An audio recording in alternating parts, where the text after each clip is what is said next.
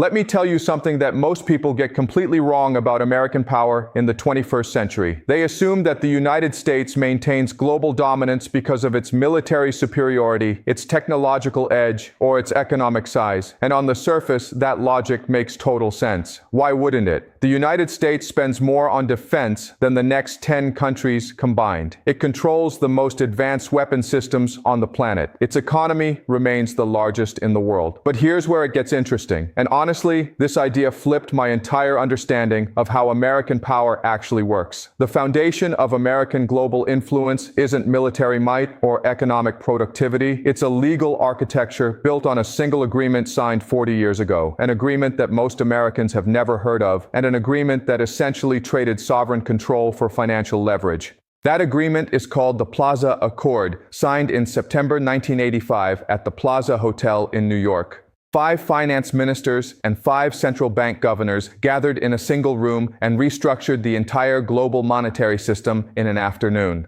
What they created wasn't just a currency adjustment mechanism. They created a trap that locked America into a structural position it cannot escape without triggering the very collapse it fears most. And here's the part that should genuinely disturb anyone paying attention. The countries that signed that agreement understood exactly what they were doing. They weren't coerced. They made a calculated decision to accept subordinate positions in a financial architecture that would eventually consume the architect itself. To understand why the Plaza Accord matters so much, you have to think about what global monetary architecture actually represents. It's not just exchange rates and trade balances. It's the operating system that determines which countries accumulate wealth and which countries accumulate debt, which nations build industrial capacity, and which nations print money to import what others produce. The framework I want to walk you through here is something historians call the dependency trap, and it's one of the most elegant pieces of strategic architecture ever constructed, precisely because it doesn't look like a trap until you're already caught in it. The dependency trap works like this.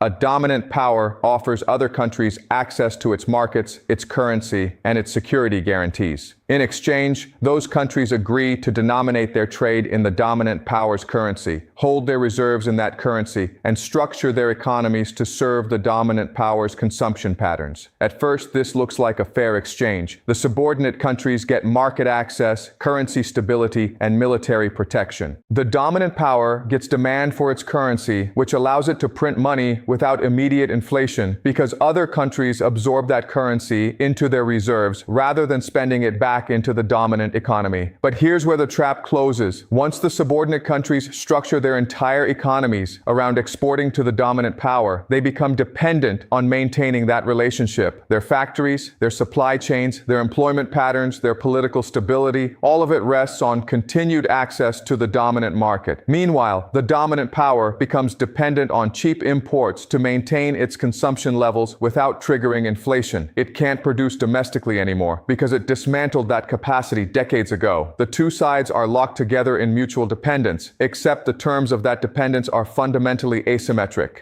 The subordinate countries must continue producing and exporting, or their economies collapse. The dominant power must continue importing and consuming, or its standard of living collapses. But the dominant power controls the one variable that determines the distribution of costs: the value of its currency. This is exactly what the Plaza Accord institutionalized. In 1985, the United States faced a problem. The dollar was overvalued, American exports were uncompetitive, and the trade deficit was expanding rapidly. American manufacturing was hemorrhaging jobs to Japan and Germany, which had rebuilt their industrial capacity with newer, more efficient technology, while American industry aged and atrophied. The Reagan administration needed the dollar to weaken, but it couldn't simply devalue unilaterally without triggering capital flight and inflation. So it convened the meeting at the Plaza Hotel with Japan, West Germany, France, and the United Kingdom. The agreement was straightforward.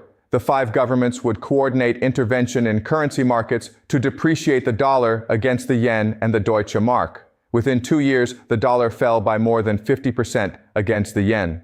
American exports became more competitive. The trade deficit stabilized temporarily. Problem solved.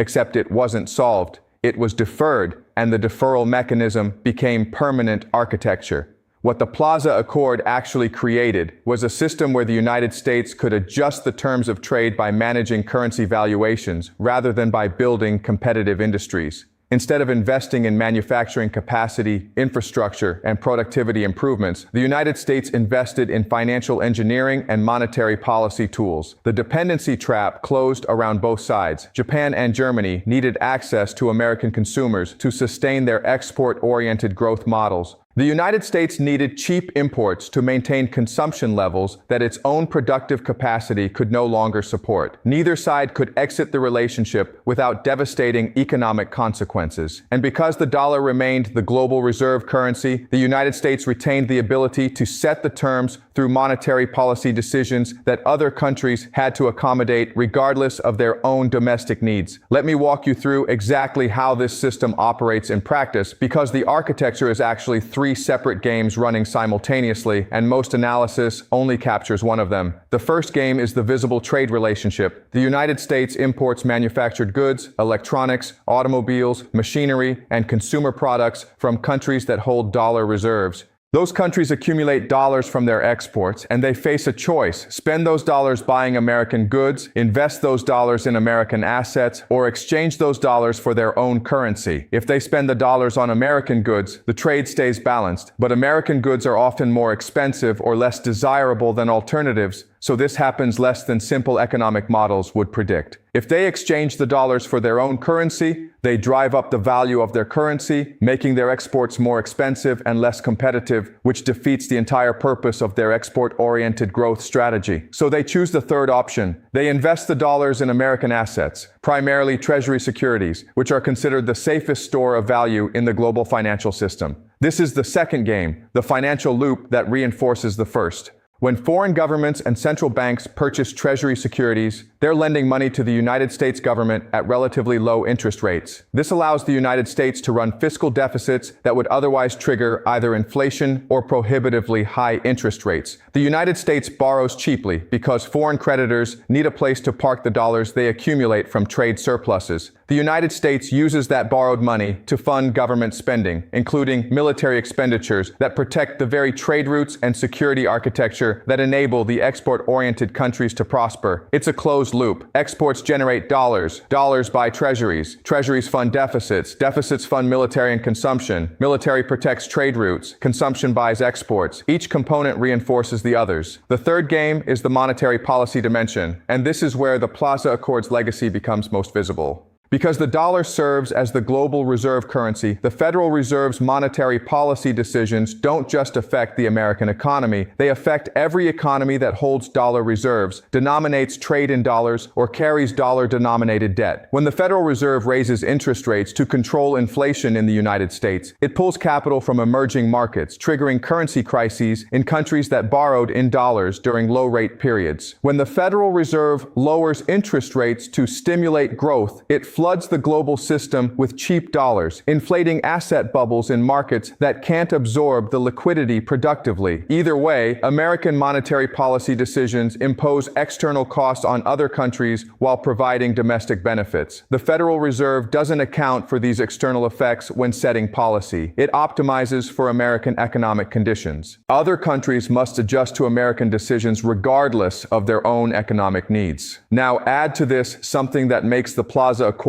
particularly significant in historical context. The agreement wasn't just a technical currency adjustment. It was a political signal that the United States would defend its economic position through financial architecture rather than through competitive industrial production. Think about what the alternative would have required. If the United States wanted to close the trade deficit through improved competitiveness rather than through currency manipulation, it would have needed to invest massively in manufacturing modernization, worker retraining, infrastructure upgrades, and technological development. Those investments take decades to mature. They require patient capital, political will to sustain long-term industrial policy, and acceptance of lower consumption in the short term to build productive capacity for the long term. The Plaza Accord represented the opposite choice. Instead of building capacity, the United States leveraged its position as provider of the global reserve currency to adjust the terms of trade without addressing the underlying productivity gap. This worked in the short term. The dollar depreciated, exports recovered somewhat, and the immediate crisis passed. But the structural choice became permanent. Every subsequent trade deficit, every manufacturing decline, every loss of industrial capacity received the same response: monetary policy adjustment, currency management, management, and deeper integration into the financial loop that substituted borrowing for production. Here's a concrete example of how this plays out at the strategic level that most people never see. Imagine you're a Chinese economic planner in 2005. Your country has integrated into the global trading system. Your growth model depends on exporting manufactured goods to the United States and Europe. You accumulate massive dollar reserves from trade surpluses, roughly $800 billion at that point. You need to do something with those reserves. You can't spend them all domestically without triggering inflation. You can't exchange them for yuan without making your exports uncompetitive. So you buy American Treasury securities. You're now lending hundreds of billions of dollars to the United States government at interest rates around 4 to 5%. But here's the trap within the trap. The United States uses the money you're lending to fund consumption of the very goods you're exporting. American consumers buy Chinese products with money that the American government borrowed from China. China gets the dollars back, which it uses to buy more treasuries, which funds more consumption, which buys more Chinese goods. The loop is perfect, except China isn't accumulating real wealth. It's accumulating claims on future American productivity, denominated in a currency that the United States controls and can devalue whenever the political pressure from trade deficits becomes unsustainable. China is working, producing, exporting, and in exchange, it's receiving paper promises that lose value whenever the Federal Reserve decides inflation needs to come down or the dollar needs to weaken to help American exporters. From 1985 to 2010, this system generated extraordinary American prosperity with minimal American production. The United States consumed far more than it produced. The difference showed up as a trade deficit that peaked at over $800 billion annually by 2006. That deficit was the flip side of capital inflows. Other countries were lending the United States roughly $2 billion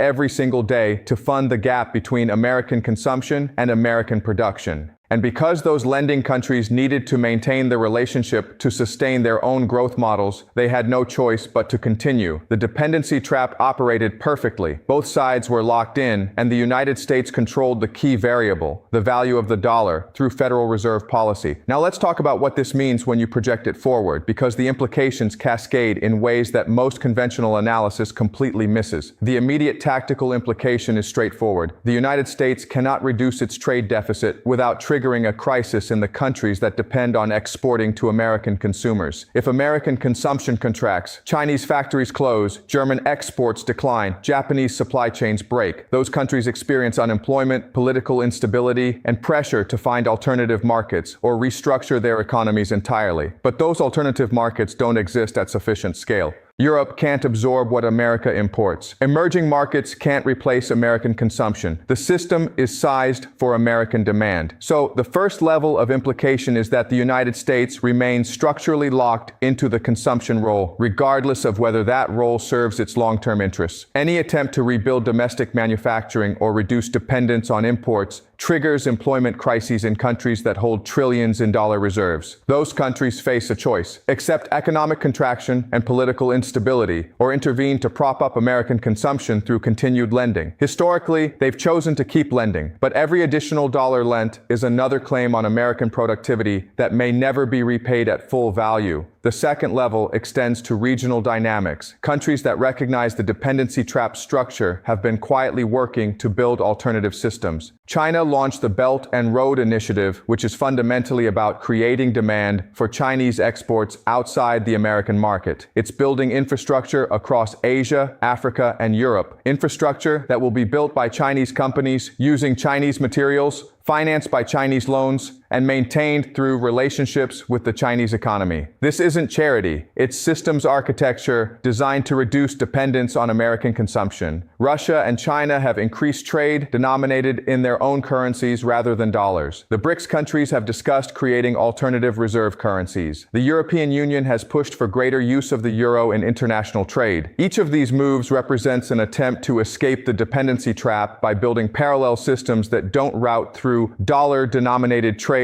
and treasury finance deficits. But here's what makes this transition genuinely dangerous rather than merely complicated. The existing system is too large and too integrated to unwind smoothly. Global dollar reserves exceed $12 trillion. Trillions more in private dollar-denominated debt circulate through the global financial system. If confidence in the dollar's long-term value erodes, if countries begin dumping treasury holdings rather than accumulating them, if trade increasingly settles in alternative currencies, then the United States loses the ability to borrow cheaply.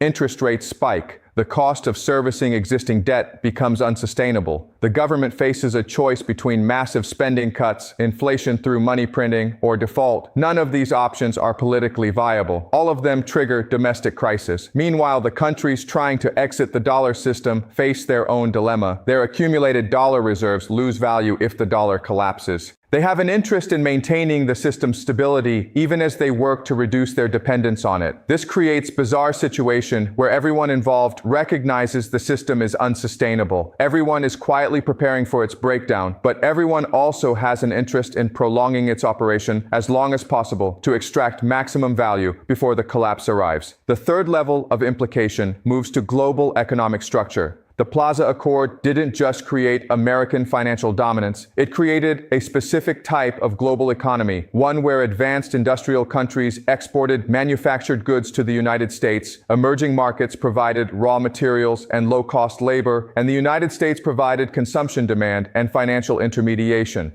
This structure generated tremendous wealth for certain sectors and certain countries while hollowing out American manufacturing, suppressing wages in export-oriented economies, and creating massive inequality both within and between nations. The transition away from this structure doesn't mean a return to balanced trade and distributed production. It means fragmentation into competing economic blocks, each trying to recreate internally what the global system previously provided. China builds a Eurasian economic sphere. The United States tries to reshore critical industries and secure supply chains among allies. Europe attempts to maintain independence from both. Each bloc faces the same problem. The global system was efficient precisely because it allowed specialization and scale. Regional systems are inherently less efficient, more expensive, and more vulnerable to disruption. The transition process involves years or decades of reduced productivity, higher costs, and lower living standards across most of the global economy. The fourth level